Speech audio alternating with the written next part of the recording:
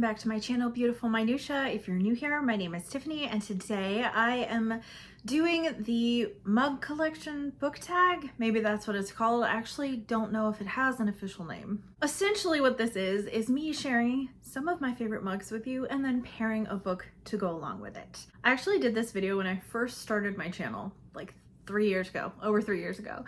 And I didn't have a lot of the same subscribers then that I have now, and I have a lot of new mugs now. So I'll link my original version of this if you want to go back and watch it, because again, has totally different mugs, most of which I still own, but some of which I don't, and it will have totally different book recommendations than this one. Most, if not all, of the mugs that I am sharing are ones that I tend to reach for first in my cabinet.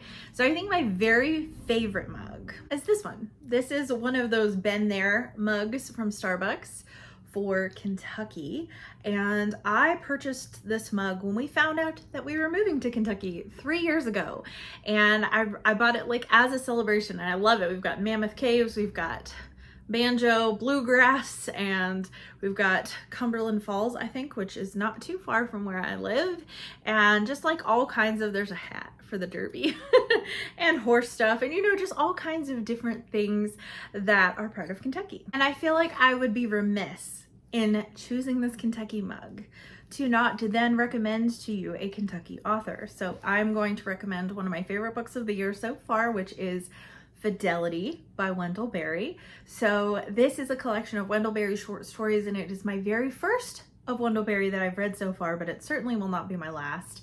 I feel like Wendell Berry captures the mindset in rural Kentucky so perfectly. Obviously, I'm not from here since I moved here a few years ago, but at this point I have lived in a super rural county in Kentucky for over 3 years. And while this book is set in older time periods, I feel like a lot of these same attitudes and mindsets, sense of community, the slowness and slow pacedness of life is all still really reflected in where I live. So I feel like these are a perfect pairing. Probably my second favorite mug is this one that says my brain has too many tabs open, and I think that this is true for me in general. I always have a million things on my mind, but in addition to that, like, this is like the perfect shape. It is large and holds a lot of coffee, which is really necessary for me.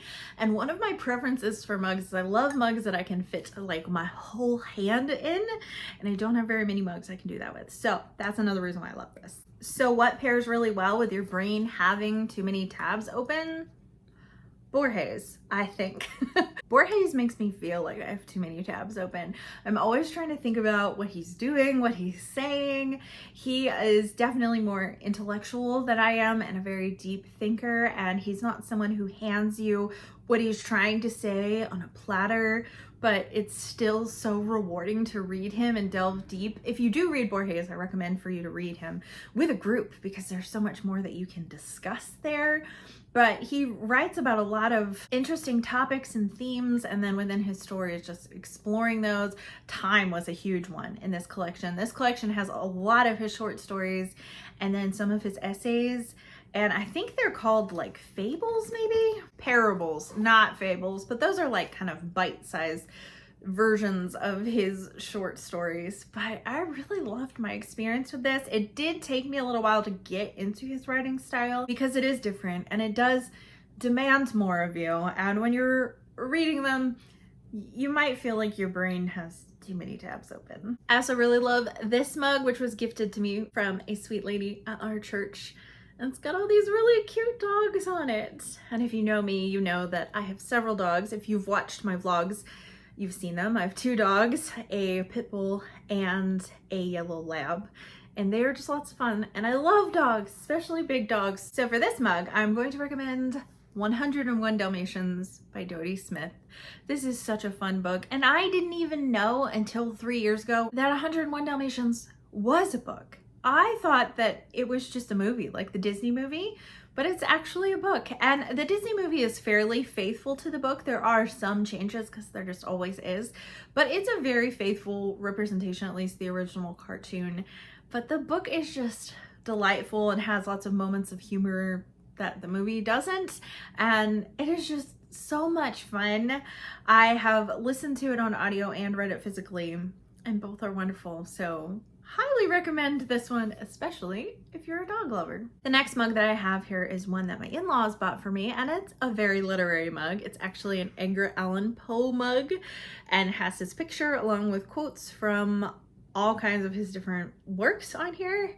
Some of his poetry, some of his short stories, etc. Really love this mug. It's another one that I can fit my whole hand in. It has kind of a cool square handle as well. So for this one, I thought about recommending a Poe short story to you, but that just felt a little on the nose and obvious because this is already a Poe mug. So instead, I'm going to recommend to you What Moves the Dead by T. Kingfisher, which is a horror novella. And it is actually a retelling of Edgar Allan Poe's The Fall of the House of Usher. And I love The Fall of the House of Usher. It is one of my favorite Poe short stories and one that I would recommend to you, but it's really fun to see how T. Kingfisher took elements of this story and was faithful in those elements, but also just like totally made it something new and fresh. And I just thought it was so well done. I really loved it. Another mug that I really love is this mug, which is from a local coffee shop near to us, because where we live in Kentucky, we actually live in a town that is a site of a Civil War battlefield. And so the coffee shop is themed around the battlefield, which is really cool. So I love this mug. It's got like this big lip and it's handcrafted, so really high quality, and I really love it. I was torn on what book to recommend to you because, you know, obviously you think battlefield, you think war, and so there's a lot of fantasy books I've read that have a lot of war in it, but instead I'm deciding to recommend to you a historical fiction, which is not a genre that I read all that frequently from. The historical fiction I would like to recommend to you is The Kitchen God's Wife by Amy Tan.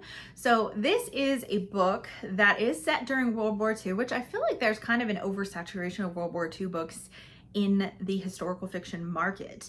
But this is not from Western Europe or from an American perspective or anything like that. This is actually set in China when Imperial Japan came in and took over. So it's an area of history that isn't talked about as frequently, and I don't think there's that much historical fiction written about it. I could be totally wrong about that just because I don't read a ton of historical fiction, but this is really, really wonderful. I love Amy Tan's writing. It does kind of have a little bit of a dual perspective in that we start with a mother and a daughter and kind of how they're not really understanding each other, which if you've read The Joy Luck Club, you see that in that book as well with several different mothers and daughters. But this is a little bit more focused in its narrative because it is about one mother and one daughter and how they just like don't understand each other. And then we go back into the mother's story and kind of see all of the things that she went through during this war, during Japan coming and taking over areas that she lived in China. And just a lot of it is really horrific and horrible because war is horrific and horrible, but also some of the things that she went through in her family and in her marriage were really difficult as well. So probably not for the faint of heart, but I feel like that's true of a lot of historical fiction. If there's any historical accuracy, there's definitely going to be some things that are harder to stomach while you're reading because there's just a lot of atrocities that have taken place over time, and I think a lot of historical fiction tends to be set in a wartime period or a time of conflict. So this is no different in that respect, but it was a perspective that I don't see very often and one that I really appreciated. The next mug that I want to share is one that I picked up on a whim last fall. I was at Walmart to pick up something and then I saw this sitting there and I felt like I really needed it.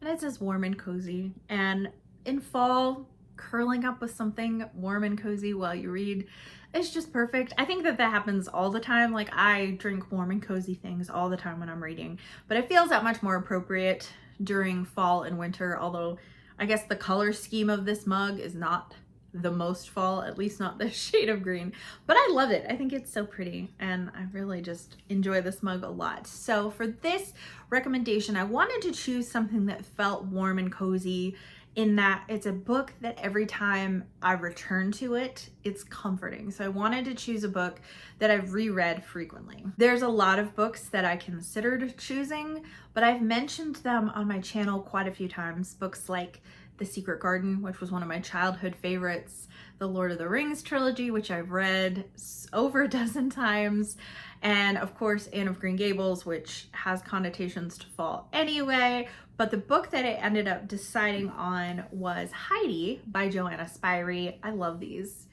Puffin in Bloom collections. They're so pretty. I actually own Heidi in at least 3, maybe 4 different editions. So I love Heidi. I did first read it when I was a child, but I have reread it several times as an adult, and it is a comforting book to return to. It's so beautifully written. There's so many beautiful descriptions. You have a really strong sense of place. You see beautiful character arcs and growth happening, especially with Heidi's grandfather and their relationship developing. I just think it's so beautiful and I love it so much. If you haven't read Heidi, I highly recommend it. Though it is a children's classic, I don't think that it's just for children. I think that the beauty that's found within its pages can be appreciated by all ages. The next mug that I have here is actually a travel mug, and it was purchased for me by my dear friend Whitney Drew. And it's really funny because it says, "What a time to be alive." And I feel like this is my catchphrase. I had seen a mug with this on it and I was like, I need that. And I happened to be with Whitney, I think, when I said something about it, and then she ended up buying me one that said that as a gift later on, which was really, really sweet. But I say it all the time. Sometimes I say it when it's, you know, appropriate to say it, and sometimes I just say it just to say it when in the most mundane moments of life. So I say it constantly. It's like my favorite phrase, I think. But when I was thinking about this mug, the first book that came to mind, and this is actually also appropriate for Whitney because she just recently read this and loved it, is Dandelion Wine by Ray Bradbury. And this is a really good pairing because this is a story about a young boy named Douglas who is growing up. He's 12 years old in the summer of 1928. I knew it was in the 20s. And the book kind of kicks off with him realizing that he's actually alive, like having the realization of, oh my gosh, I'm really like truly fully alive, and like these feelings of joy and discovering what it means to really live your life, and then explores the other people in the town and things that they're going through. But I do feel like grappling with your own mortality and finding out what does it really mean to really be alive and live your life and find joy in that and excitement in that. Like, I feel like it's a really good pairing. The next mug I'm going to share is one of several that we own that are themed around The Office. This one is Michael Scott's Dunder Mifflin Scranton Meredith Palmer Memorial Celebrity Rabies Awareness Pro-Am Fun Run Race for the Cure. I stumbled over that so badly. But anyways, I really enjoy The Office. It's actually my husband's favorite TV show, which is why we have this mug, is because someone gifted it to him, and actually they've gifted to him all of the mugs that we have from The Office. But this is my favorite one of the 3 that we have. And so for this mug, I wanted to choose a book that made me laugh out loud, and there's not very many books that do that for me. So I decided to go with 3 Men in a Boat by Jerome K. Jerome. I read this last fall and it made me laugh out loud so many times. There's so many just really witty and funny things about this book, and just conundrums that the characters get themselves into. And there's a lot of conundrums in this too. Some of the conundrums in The Office are of the characters' own making, and the same is true in this book, where a lot of the situations that they end up in are of their own making, but it's still just really, really funny to be a bystander. And the last mug I want to share with you is this mug that said, "I came, I saw, I heard you chewing, I left." If you have misophonia, you can relate to where different noises really bother you, and people chewing really bothers me, to the point where if I am eating in a room by myself and it's quiet, I need background noise for my own chewing. Like, I hate the noise of chewing in a quiet room. If there's like people talking and background noise or music or watching a show or something like that, I'm totally fine. But if it is quiet, people chewing makes me want to like crawl out of my skin. And my mother-in-law actually gifted this mug to me, and I didn't even remember mentioning to her how much I hated people chewing She sent it to me for Christmas one year, and it's very appropriate. So for this mug, what I wanted to share is not your typical book, but in fact my favorite cookbook, because it relates to food quite well. And that is this book, the Korean Cooking Favorites book by Hye Ford, who is the author of Beyond Kimchi, which is one of my favorite food blogs. I don't buy a lot of cookbooks. I honestly do not. I get most of my recipes from food blogs online, and I have several food blogs that I adore, and Beyond Kimchi is one of them. So when I saw that she had a cookbook for K-Tropathon last year, I decided to purchase it, and I have made quite a few of the recipes in this book. I have some favorites tabbed here, and it is just so delicious. I feel like it's not overly complicated. I think that there is kind of like a base of ingredients that you might not own. So that is something that I think is a little bit of a learning curve when it comes to Korean cooking. And it's not so much that you're learning how to do things as it is that there's a base of ingredients that are in a lot of different Korean recipes that you might not have. So once your Korean pantry is stocked, you're okay, you're ready to go. I feel like things are really clearly explained in this cookbook, and everything that I've made from it has been absolutely delicious, and everything I've made from it, I've made more than once because it's so good. I don't want to just make it one time. Like, they've become regular staples in my rotation of cooking. So those are my mugs and my book recommendations. I'd love to hear from you in the comments. Are you a mug collector? Because we totally are. We have so many mugs, and every once in a while I do have to go through and get rid of some because our cabinet just gets too full of mugs. But then I reaccumulate more and more because I just love mugs so much. We are big coffee drinkers, my husband and I both, and we also both really love tea. So I'd love to know if you have a mug collection, or even if you don't, what kind of hot beverage is your beverage of choice when you are reading? Do you prefer coffee? Do you prefer herbal tea or some other type of tea, or cocoa? There's lots of things you can put in mugs. And of course, if you've read any of the books that I chatted about here, or if you can think of other books that might be good recommendations for these mugs, I'd love to hear that too. Thank you so much for watching. If you like this video, please hit like and also subscribe so you can continue to see more bookish content from me, and I will see you again next time.